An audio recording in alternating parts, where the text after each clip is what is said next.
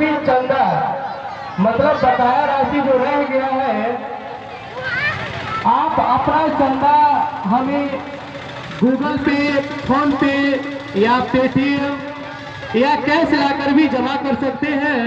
यहाँ पे फोन पे, गूगल पे और पेटीएम सारा सुविधा उपलब्ध है। इसीलिए कमेटी बार बार आपसे रिक्वेस्ट करता है कि आप अपना जो कटा हुआ चंदा जो कट चुका है और जिनका अगर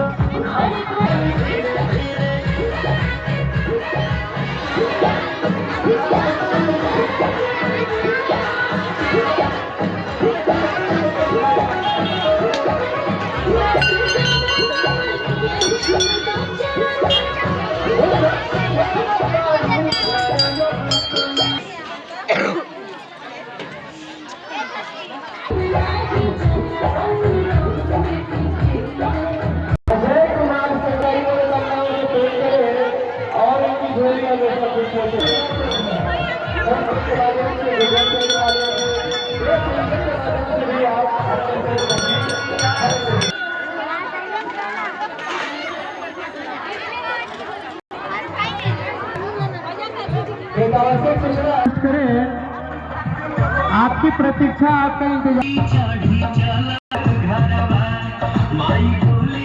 बैठा जी की तरफ से माता को 1 रुपए का दान, कमेटी के लोग आपका चंदा काट दिए।